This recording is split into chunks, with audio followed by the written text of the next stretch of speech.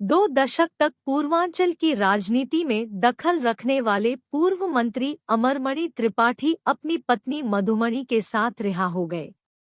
UP सरकार ने अमरमणि का माफीनामा स्वीकार करते हुए उन्हें जेल से बाहर लाने में मदद की है। ऐसे में यूपी सरकार पर आरोप लगना तो तय था। आखिर एक सरकार जो माफिया के खिलाफ कार्रवाई करने के लिए लोकप्रिय हो रही है, वो अचानक एक सजायाफ्ता पर इतनी मेहरबान आखिर क्यों हो गई? कहीं ऐसा तो नहीं कि कांग्रेस के सक्रिय होने से पूर्वी यूपी में ब्राह्मण वोटों के बिखरने का डर अब बीजेपी को सताने लगा हो? तो क्या बीजेपी ने अमरमणि त्रिपाठी को इसलिए ही राहत दी है, जबकि मधुमिता की बहन निधि शुक्ला लगातार अमरमणि की रिहाई का विरोध कर रही है? निधि शुक्ला ने अमरमणि परिवार से अपनी जान का खतरा भी जताया है। इस बीच ऐसी चर्चाएं भी तेज हो गई है कि जेल से बाहर आने के बाद अमरमणि त्रिपाठी पूर्वांचल की राजनीति में कितना असर डालने में सक्षम होंगे, क्योंकि अमरमणि त्रिपाठी को कभी पूर्वांचल क्षेत्र के सबसे बड़े ब्राह्मण नेताओं में गिना जाता था। हालांकि सजायाफ्ता होने के चलते अमरमणि त्रिपाठी राजनीति की मुख्यधारा में आ नहीं सकते, लेकिन पूर्वांचल में उनकी सक्रियता किसको फायदा पहुंचाएगी, इस बात की चर्चा गोरखपुर से लेकर कुशीनगर तक हर चौक चौराहे पर हो रही है। अमरमणि त्रिपाठी भले ही चुनाव नहीं लड़ सकते हो, लेकिन उन्हें अन्य किसी को चुनाव लड़वाने और हराने जिताने का हुनर बखूबी आता है। आपको बता दें कि अमरमणि त्रिपाठी ऐसे समय जेल से बाहर आए हैं जब पूर्वांचल के बाहुबली ब्राह्मण चेहरे हरिशंकर तिवारी का निधन हो चुका है। अमरमणि ने भी हरिशंकर तिवारी की ही छत्रछाया में सियासत के दांवपेच सीखे थे। वहीं अब राजनीतिक गलियारों में ऐसी चर्चा है कि पूर्वांचल के ब्राह्मण चेहरे के रूप में अमरमणि भाजपा में शामिल हो सकते हैं।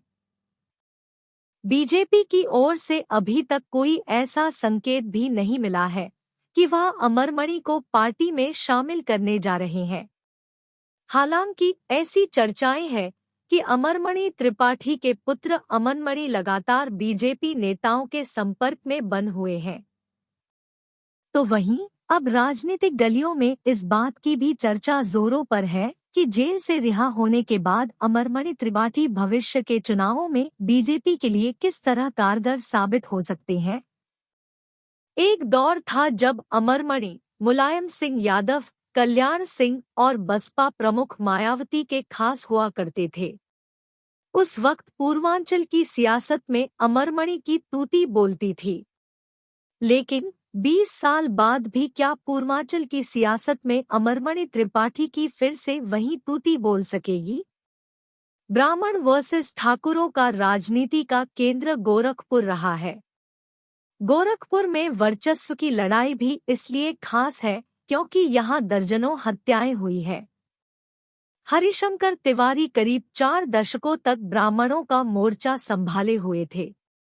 हरिशंकर तिवारी की छत्रछाया में अमरमणि ने भी राजनीति की शुरुआत की थी।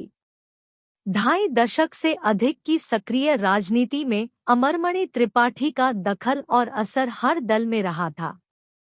1980 में हरिशंकर तिवारी ने उन्हें बाहुबली वीरेंद्र प्रताप शाही के खिलाफ चुनाव लड़ाया था, लेकिन जीत नहीं मिली। 1989 में अमरमणि महाराजगंज जिले की लक्ष्मीपुर विधानसभा से पहली बार कांग्रेस के टिकट पर विधायक बने। इसके बाद अमरमणि को 2 चुनाव में हार मिली।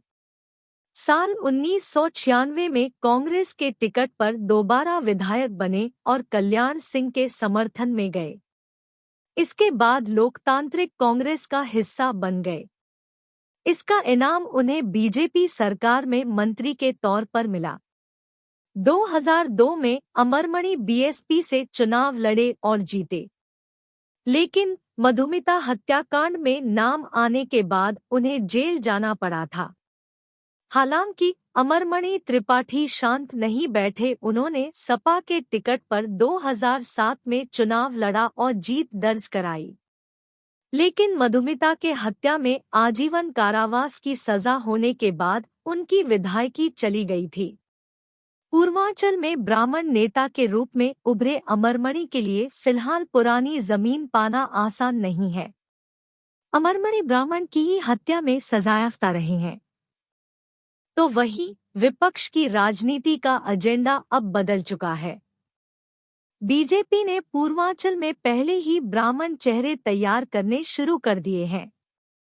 ऐसे में अमरमणि के सामने की चुनौती बेटे को कंधा बनाकर फिर से सियासत में खड़े होने की है।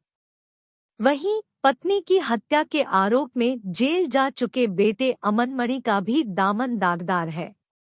सीधे तौर पर साथ तलाशना दोनों के लिए अभी टेढ़ी खीर ही है।